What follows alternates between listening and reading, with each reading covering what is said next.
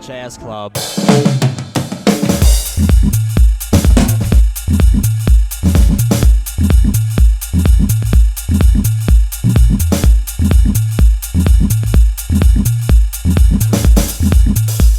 Hello and welcome to Big Wrist Watches. Today we're going to talk about one of the most legendary watches, in my opinion, of the whole watch industry, and that is the Cartier Santos, as you can see here on my wrist. Now, this watch is in my personal collection, and it came into my possession only recently. I bought it because of a milestone in my life. Basically, I've been working for the Belgian Railways for about 10 years now as an independent freelancer. But because of budgetary restrictions and stuff like that, they had to cancel the contract.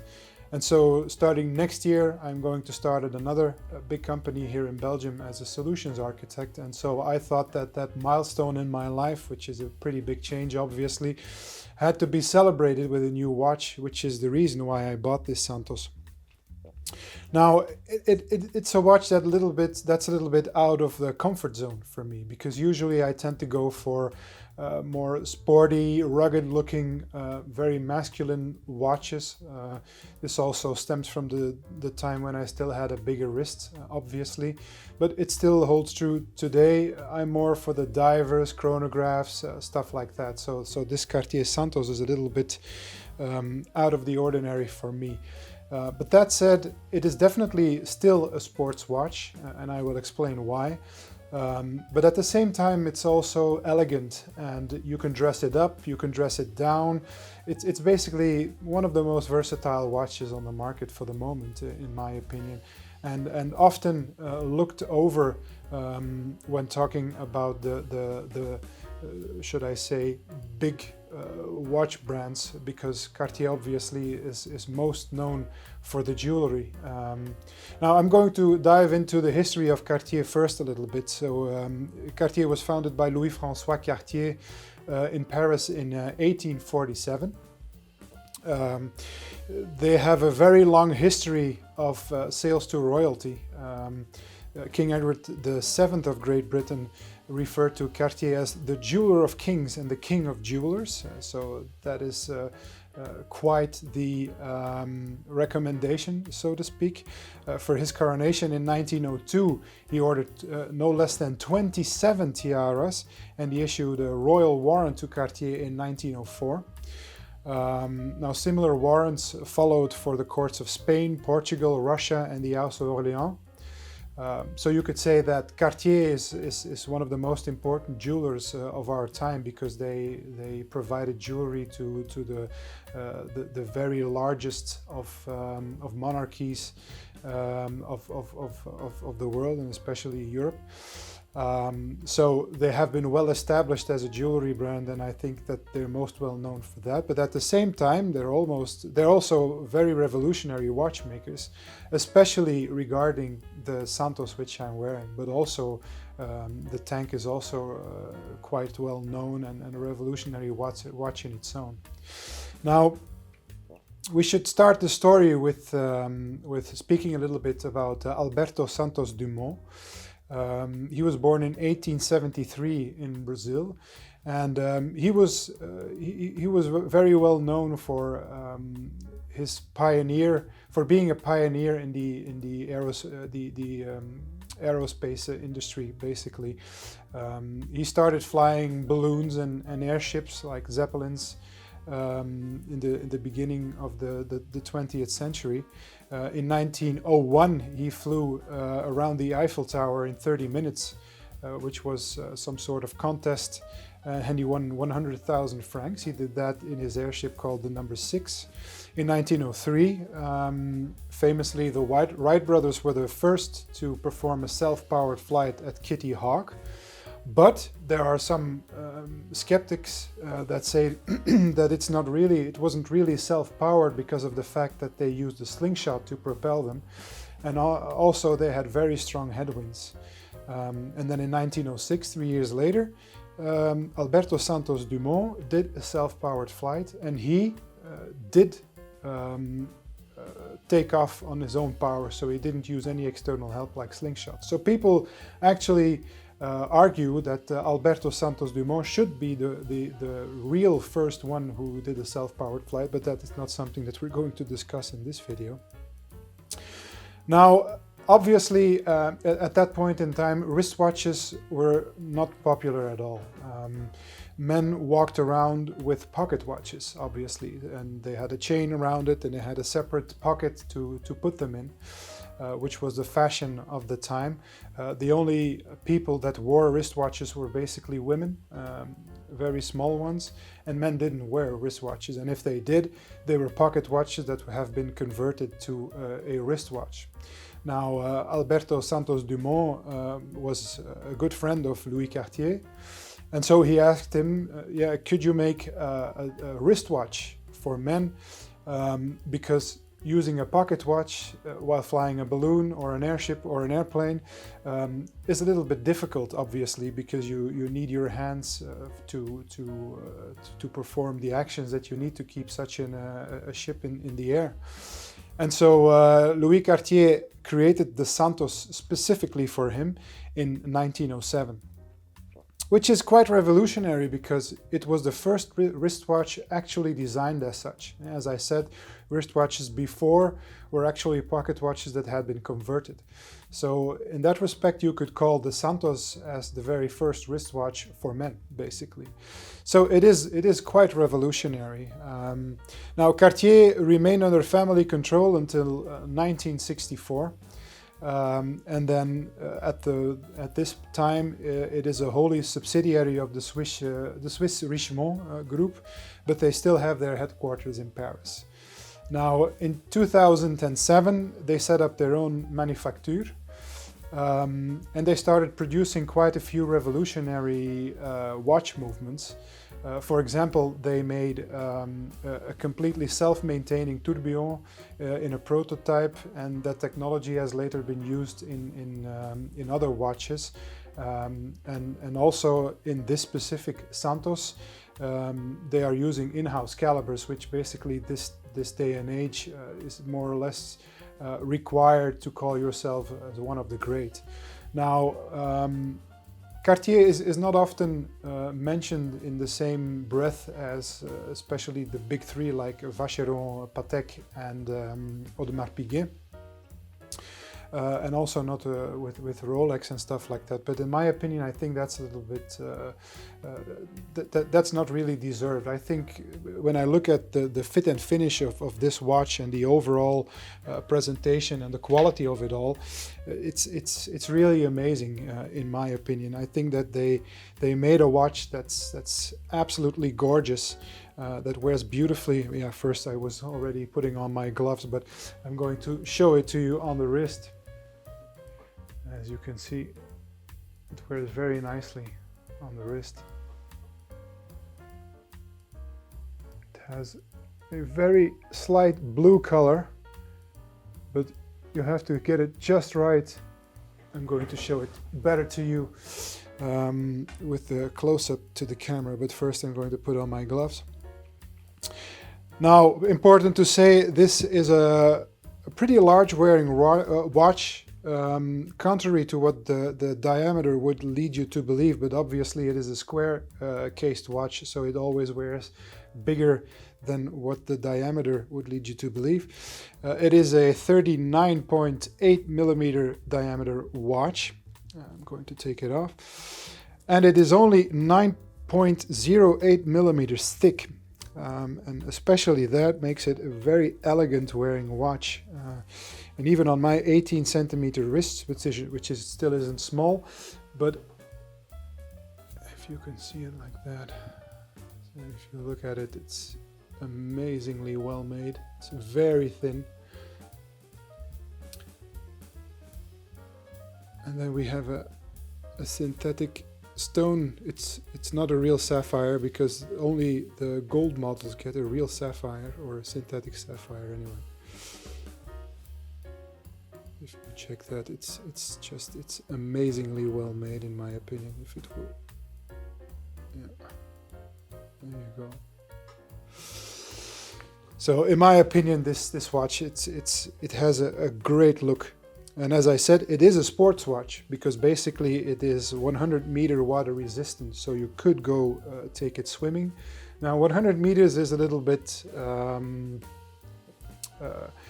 just on the cusp of me taking the risk of taking it swimming. I don't think that I would be swimming with this watch, but in theory it would be possible, and also according to Cartier, it should be possible to go swimming with it. It has a very nice butterfly clasp, as you can see. It closes up like that, and then you have the Cartier logo adorning it.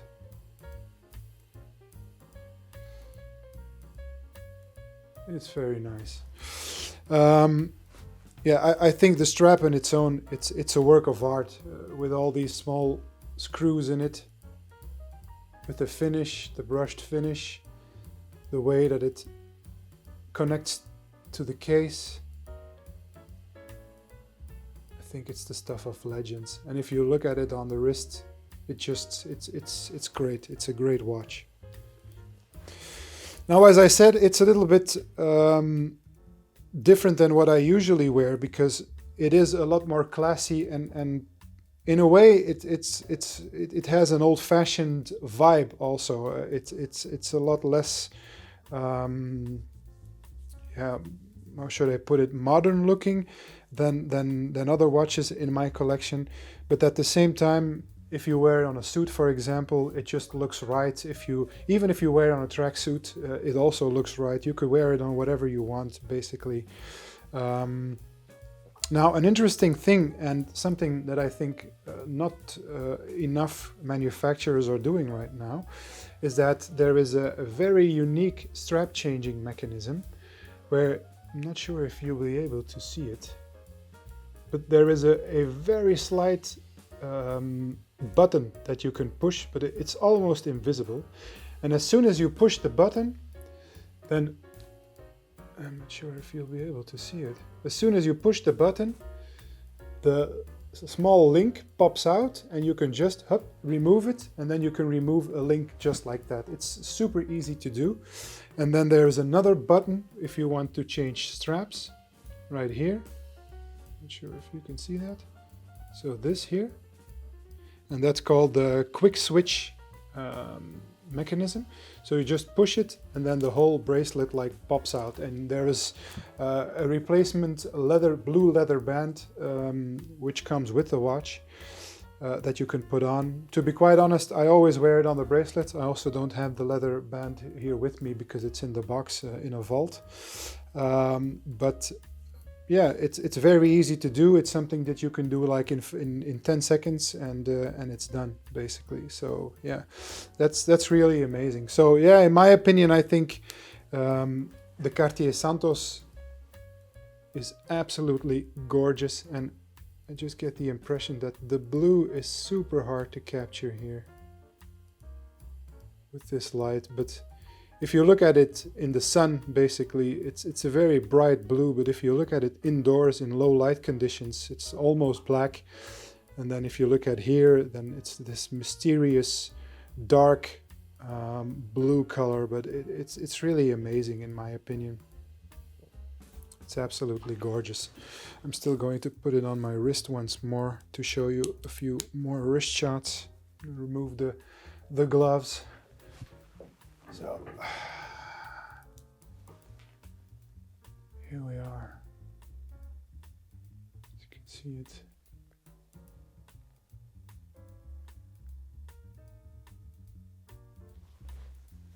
It fits nicely under a shirt, under a cuff, because of its limited thickness, as you can see. So yeah, I really love this watch, and the only thing I see is that I don't grab it that often because, as I said, it's a bit out of my comfort zone, and that's what worries me a little bit, because I keep asking myself, is this a keeper or not, basically. But in my opinion, it should be a keeper, because I think every collection needs at least one dressy looking watch which you can wear on a suit or to a wedding or any formal occasion, and I think this watch is perfect for those purposes. Another watch that I've been ogling is the Jaeger LeCoultre Reverso, which is also a revolutionary watch, and also a sports watch in origin, because its origin is in the polo sports. But yeah, the problem is that its